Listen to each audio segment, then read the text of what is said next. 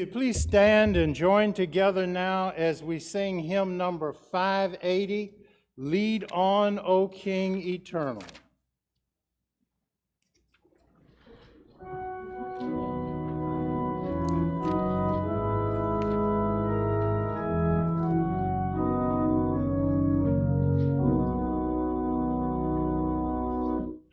Lead on, O King eternal, the day of March has come.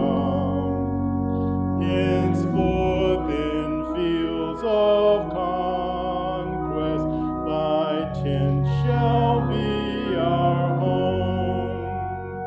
Through days of preparation, thy grace has made us strong. And now, O King eternal, we lift our battle song. Lead on, O King eternal, till sin's fierce war shall cease, and holiness shall whisper the sweet amen of peace. For not with swords loud clashing, nor roll of stirring drums, with deeds of love and mercy, the heavenly kingdom come. Lead on, O King eternal, we follow not with fears. When gladness breaks like morning, where'er thy face appears, thy cross is lifted o'er us, we journey in its light. The crown awaits the conquest. Lead on, O God of might. Would you please be seated? First of all, let me welcome each and every one of you to this time of worship here at the Sardis United Methodist Church. For those that are joining us via the internet, we extend a warm welcome to you as well. It's Palm Sunday, it's Parade Sunday, and we celebrate that. In terms of the announcements, I need to make the announcement that there will be a church conference held here tomorrow at 6:30 to take a vote on whether or not our church disaffiliates with the United Methodist Church. So please be prompt and on time. I will say that only those who are professing members of the church will be allowed to vote. Visitors can come if they would like, but only members of the church will be allowed to vote. And you'll need to bring an identification card to make sure that they know who you are. So we'll go from there. Look forward to Easter Sunday morning. Sunrise service at 6:45, breakfast with Waffle House served after that. So invite your friends to come and let's have a wonderful time as we celebrate the resurrected Christ. Any other announcements that I need to make at this time? Then let us pray. Most gracious and eternal God, as we come to this time of worship, our prayer is that you would pour out your Spirit in this place, that we might feel your presence, and that as we sense the presence of God's Holy Spirit, that our praises might go up, that we might shout hallelujahs, that we might say hosannas, and that the blessing of being in worship might come down. We pray these things in Christ's name, and God's children all said, amen. If the ushers would please come.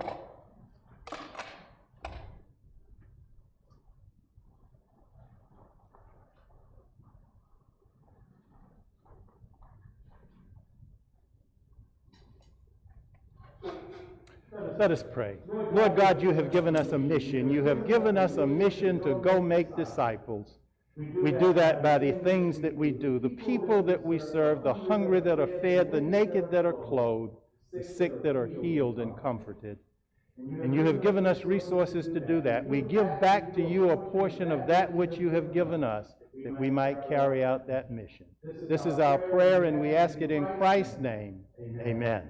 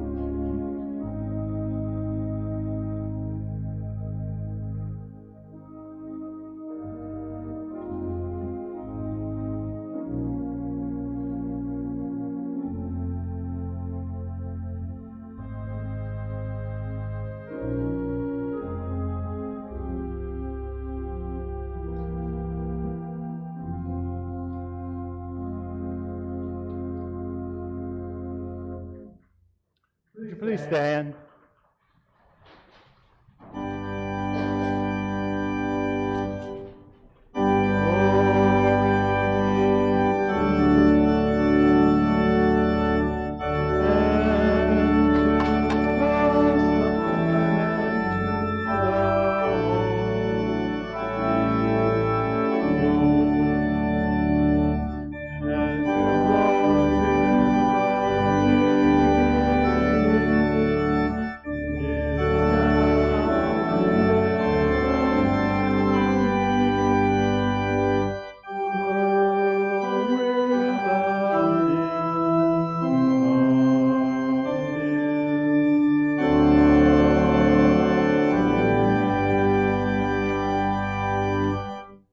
If you please remain standing, I think, as we share together our Psalter. It's number 24, and it's on page 755.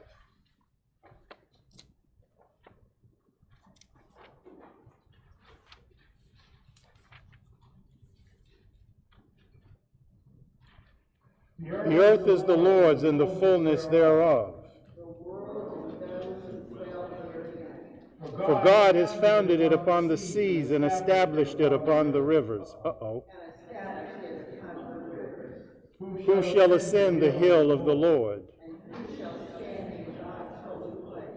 Those who have clean hands and pure hearts.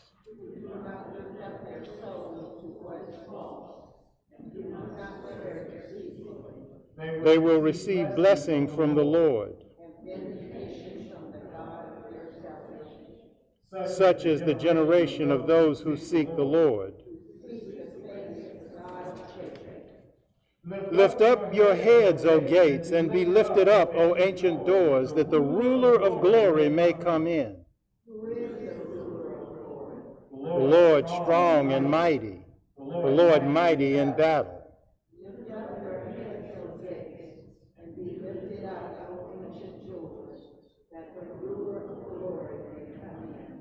Who is this ruler of glory? Please be seated.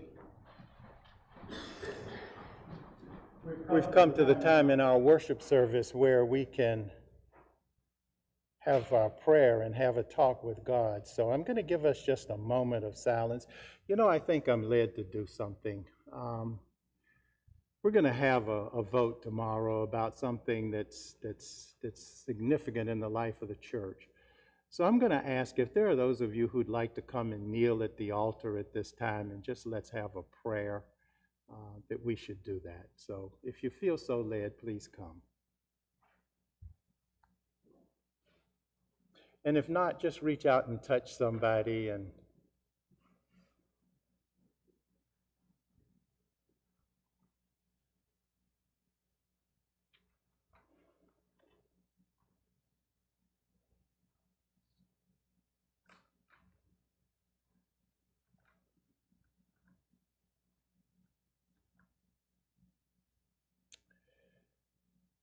Most gracious and eternal God, we come to you. We come to you and we lift our voices. We lift our voices that we might hear a word from you at times like these. We lift our voices that we might have you order our steps. Lord, we pray for this church that has been in this place for all of these many years. And our prayer is that it would continue to be the beacon on the hill that it has been, that the ministry that you've given to us might be expanded and that we might touch others in our community. Lord, we seek your direction. But we come today, Lord, and we praise you. We praise you for the gift of life. We praise you for the gift of health that you've given us over these many years. Lord, we praise you for the witness that this place has produced. Lord, we thank you, though. We thank you most of all for the gift of your Son, Jesus Christ. And it's in his name that we ask that you would touch the leaders in our country, that you would be with those who are suffering in Ukraine, that you would give direction to Putin and those who have so egregiously attacked that country. Lord, be with the leaders of the global church, the United Methodist Church, and be with the leaders of this church and those who call this church home. And we pray now the words that Jesus gave us to pray. Our Father, who art in heaven, hallowed be thy name. Thy kingdom come, thy will be done, on earth as it is in heaven. Give us this day our daily bread, and forgive us our trespasses, as we forgive those who trespass against us. And lead us not into temptation, but deliver us from evil. For thine is the kingdom, and the power, and the glory forever. Amen. Amen.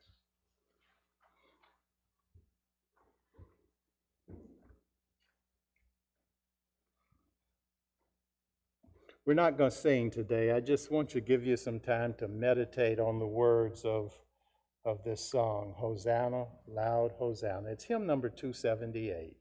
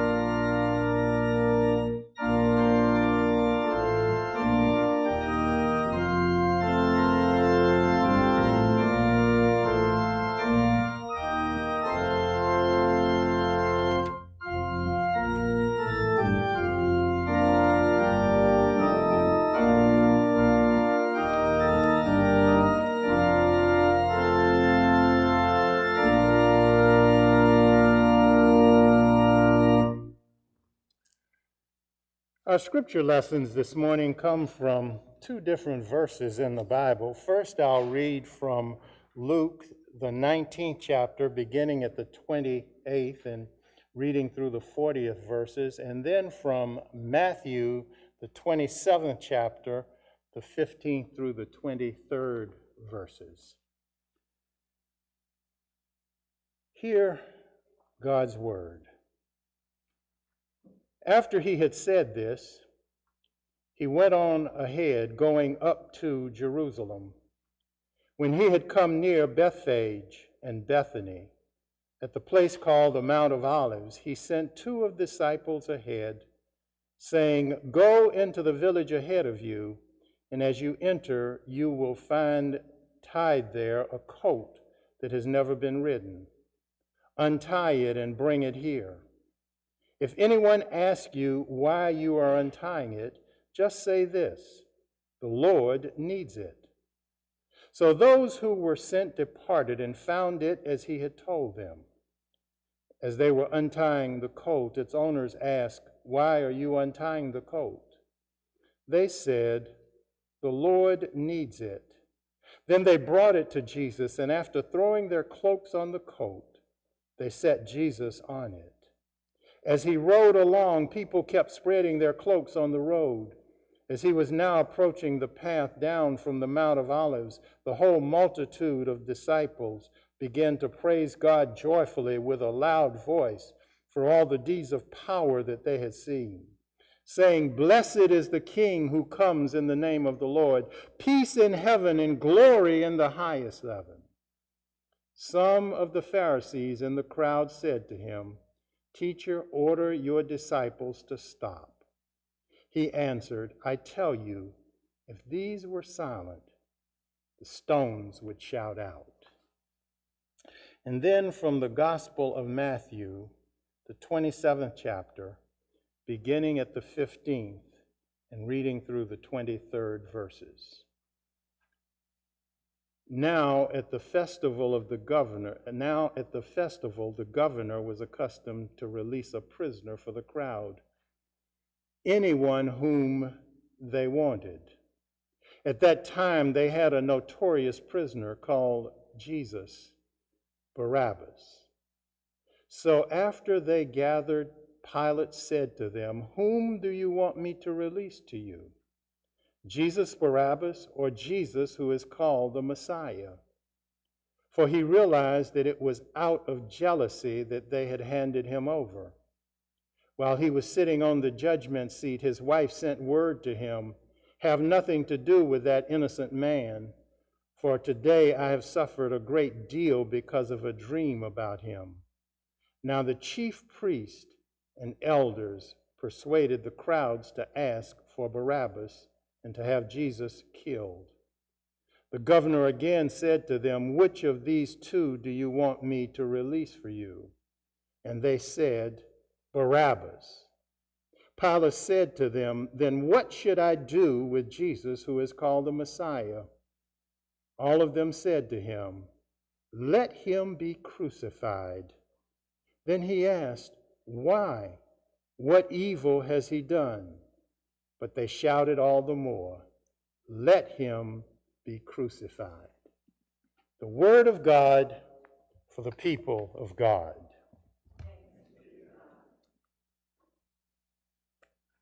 I want to share a thought with you. It's Sunday, but Friday's coming.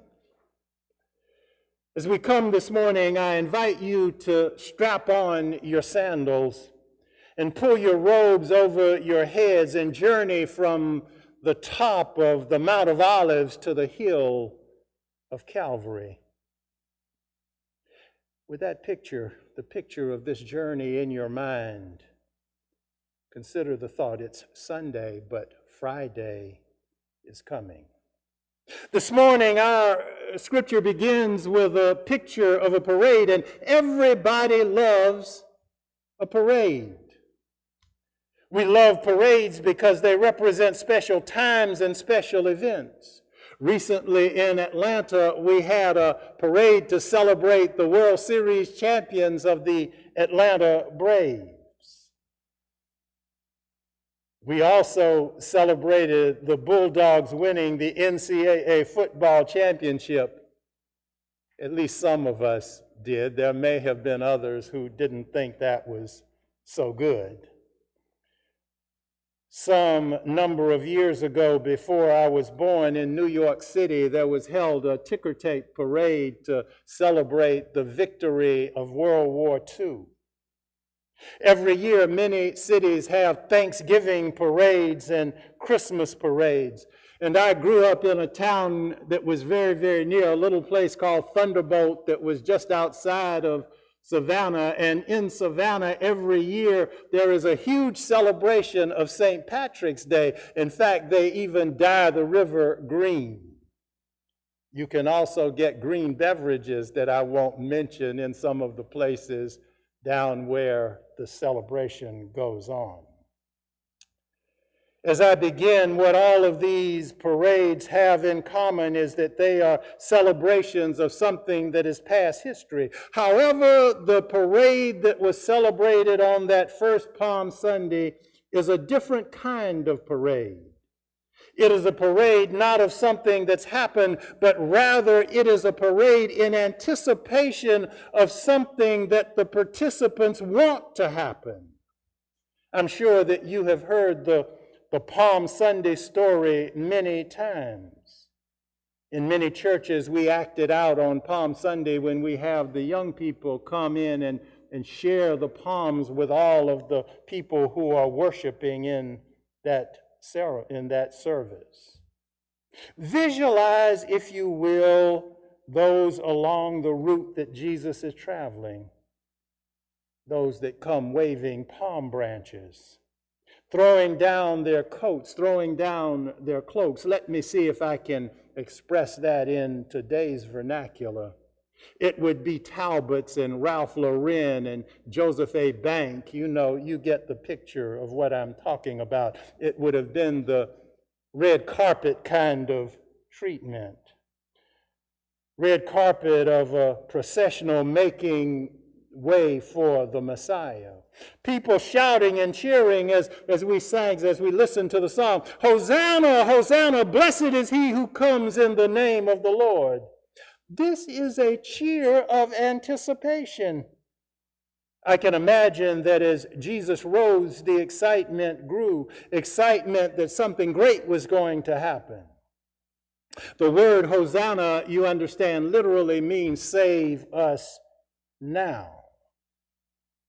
The hosannas that they shouted were cries of, you who came in the name of the God of Abraham, Isaac, and Jacob, you who came in the name of the God who freed us from slavery in Egypt and planted us in the promised land, you who are the Messiah, the one who gave sight to the blind and called Lazarus back from the dead, you are the one who will free us from the scourge of Roman bondage.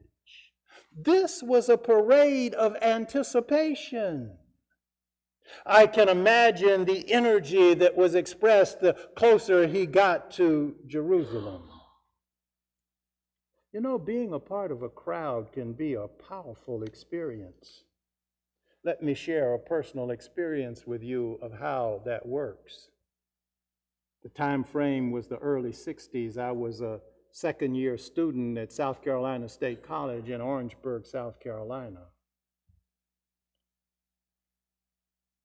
And I was a part of a march, a parade of some sort that started in the basement of a church and headed downtown toward the Woolworth store. We were singing songs like, "We shall overcome." Songs like Paul and Silas went to jail, had no money to pay their bail. And as we got closer and closer to the downtown area, the excitement grew. We anticipated that we would be arrested, but the longer term thing that we believed was that our civil rights would be granted. The songs were our hosannas. Perhaps some of you have had the experience of being in a crowd anticipating some event, and as the time grew nearer and nearer, the excitement grew, soared to higher and higher levels. However, our journey from the Mount of Olives to the hill of Calvary doesn't end with the parade. Let us ask ourselves this question: how can those who welcome Jesus with hosannas as he rode into Jerusalem on Sunday yell, "Crucify him" on Friday? Between Sunday and Friday, Jesus has done some things. He's thrown salespeople out of the temple. It is written, he said to them, "My house will be a house of prayer, but you have made it a den of robbers." Jesus repeatedly called the religious elite, the leaders of Israel, the scribes and the Pharisees as we know them, hypocrites for not behaving in line with what was set forth in their scripture. He even went a step further and said that the lowlifes, the ones that they would have looked down on in society, not the religious elites, would be those who would inherit the kingdom of God because of their good hearts. And perhaps the final straw was Jesus' prediction that the temple, the center religiously of Jewish life, would be destroyed. The Gospel of Mark tells us as Jesus was leaving the temple, one of his disciples said to him, "Look, teacher, what massive stones, what a magnificent building." "Do you see all these great buildings?" replied Jesus. "Not one stone here will be left on another. Every one will be thrown down." Suffice it to say, this was not what the people wanted to hear. They wanted another Messiah, another kind of Messiah, one like David who would slay the Goliath that was the Romans. You know, it occurs to me that we oftentimes look for Davids to slay the Goliaths in our lives. David may not be able to, but Jesus can. You see, they wanted a Messiah like David who would chase the Romans out. They didn't want a Messiah who would challenge their way of life, but that's what Jesus did. And that is what Jesus does today. He challenges each of us to the mission that he set forth in the speech that I like to call his inaugural address. Remember these words: "The Spirit of the Lord is on me because he has anointed me to proclaim good news to the poor. He has sent me to proclaim freedom for the prisoners and recovery of sight to the blind, to set the oppressed free, to proclaim the year of the Lord's favor." Let me make sure we understand that Jesus is not only talking about us meeting the physical needs of these persons, but meeting the spiritual needs as well. There are those who are spiritually blind, those who are spiritually bound, those who are oppressed by things that we might think about as demonic spirits. You see, we are anointed by the Holy Spirit to be Christ's ambassadors to a world that need more now than ever to know Jesus, not to know only about Jesus, but to know Jesus, to have a relationship with him. One more leg on our journey, the one we spoke to from the Gospel of Matthew, leads us to the palace of the Roman curator, Pontius Pilate. Some 2,000 years ago, Jesus stood in that place. And when the crowd was asked who they wanted released, Jesus, the Son of God, or Barabbas, a robber and a murderer, they chose the one who used violence to get his way rather than the one who challenged people to live more lovingly and peacefully together. They chose Barabbas. Once the choice was made, the question that Pilate asked the crowd that Sunday, the crowd that had greeted Jesus on that first Palm Sunday with hosannas, is still the question that we must answer, each of us must answer each and every day. It's the question that echoes down the halls of history. "What then," he said, "shall I do with Jesus?" Begs the question, how do you answer that question today? How do I answer that question today? Are you going to do what Jesus would have you do? Will you pick up your cross and follow him to proclaim good news to the poor, sight to the blind, to set the oppressed free, to proclaim the year of the Lord's favor? Or will you yell, "Crucify him," because it's often easier to follow the world than to follow Jesus? That's the question. It's the question that Pilate asked. It's the question that is asked of each and every one of us today. "Crucify him," they said. The journey now takes us to a hill called Calvary. As we look up we see 3 crosses on the hill.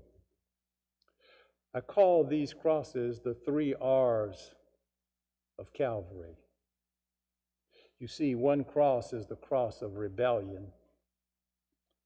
Another cross is the cross of repentance. And the one in the middle is the cross of redemption. Perhaps some Sunday in the future I'll preach that sermon for you. We hear the echo of Jesus' words from 2,000 years ago as he hangs on that cross of redemption. Father, forgive them. And we are forgiven. Praise God for that. We see, we are not Palm Sunday people and we're not Good Friday people. We are resurrection people. We are Easter Sunday morning people. We began our journey with the thought, it's Sunday, but Friday's coming. But thank God our journey doesn't end on Friday. Our journey doesn't end there. As I think about our celebration for next week, an experience that Mary and I had some years ago came to mind. The 2 annual conferences of the Methodist Church in Georgia sponsor something every year on St. Simon's at a place called Epworth. It's called the Pastor's School. And when you go there, it's a time of revival. It's a time of singing and preaching, a time of fellowship, a time when people are lifted up with each other. And this particular occasion we went, there was a person preaching there by the name of Dr. Tony Campolo. He was the featured preacher that year. And I'd like to share with you a bit of one of his sermons as it relates to our journey forward from Calvary. This may resonate with you. Remember, our thought as we started was, it's Sunday, but Friday's coming. The title of the sermon that he brought was, it's Friday, but Sunday's coming. Dr. Campolo told the story of a little preaching contest that he had arranged with the pastor of his church, and I need to share with you a little background on this. Dr. Campolo was one of those who lived in a community that we would have called in our time a transitional community. That's a community that used to be an Anglo community, but now it's an African American community. And he chose to remain there and remain a member of this little Baptist church that he belonged to. He challenged the pastor at the church to this preaching contest. And he told how he preached what would be considered the perfect sermon, perfect in every way. He had taken the congregation from the heights of glory to the depths of despair and back again. As he sat down beside his pastor, he said he patted him on the knee and simply said, "Top that."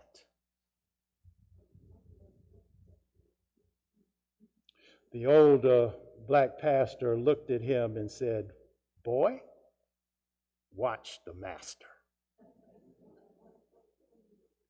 It was a simple sermon, he said, starting softly, building in volume and intensity until the entire congregation was completely involved, repeating the phrases in unison. 5 words. 5 words were the foundation of the sermon. It's Friday, but Sunday's coming. The sermon went something like this, he said. It's Friday. Jesus is arrested in the garden where he was praying, but Sunday's coming. It's Friday. The disciples are hiding and Peter is denying that he knows the Lord, but Sunday's coming. I need y'all to help me with this. It's Friday. Those Roman soldiers are flogging our Lord, and they press the crown of thorns down into his brow. It's Friday. It's Friday. We see him walking to Calvary, the blood dripping down from his body. We see the cross crashing down on his back as he stumbles beneath the load. It's Friday.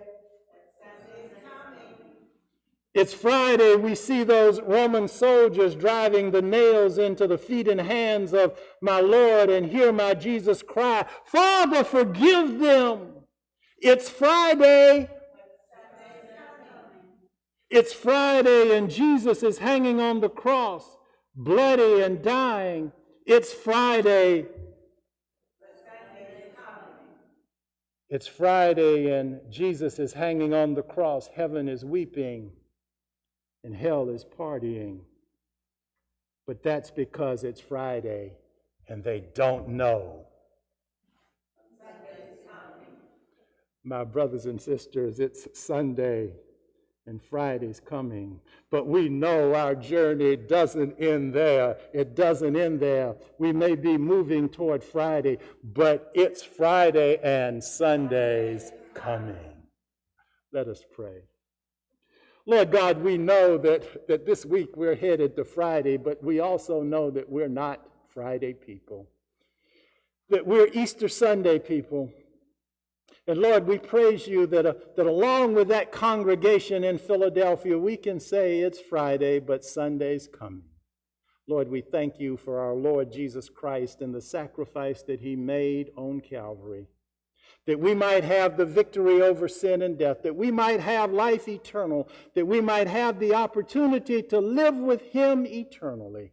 And we pray these things and we lift these things up and we do it in the mighty and powerful name of our Lord and Savior, Jesus the Christ. And God's children all said, it's Friday.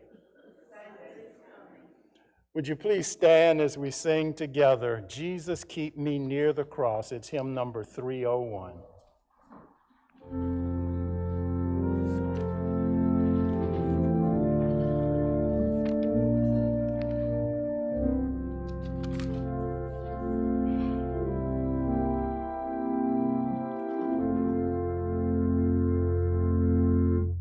Jesus, keep me near the cross, there a precious fountain,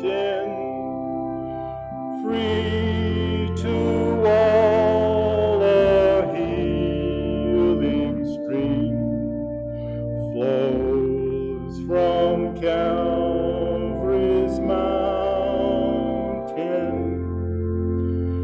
In the cross, be my glory ever, till my raptured soul shall find rest beyond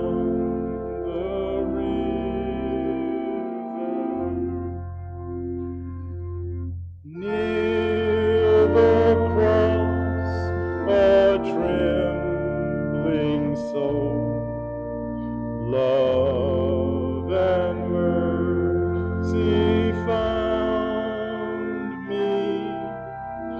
There the bright and morning star sheds its beams around me. In the cross,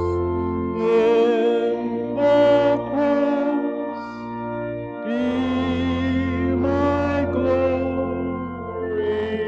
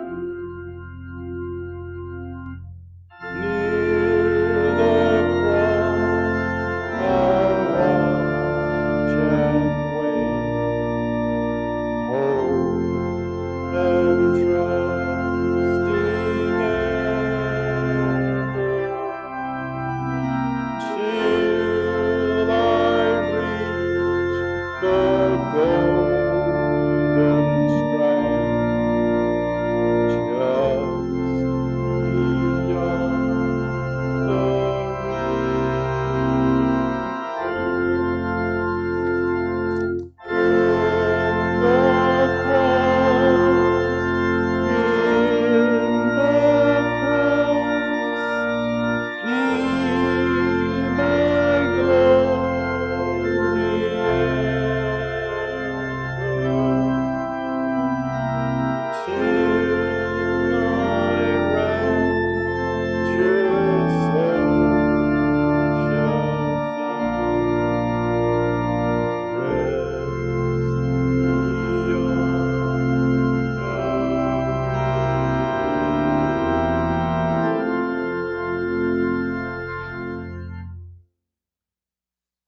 And now to him who is able to prevent you from falling, to him who is able to present you spotless before the throne of Almighty God, may his power, his peace, and the sweet communion of his Holy Spirit rest, rule, and abide with you both now and forever. And God's children said, Amen.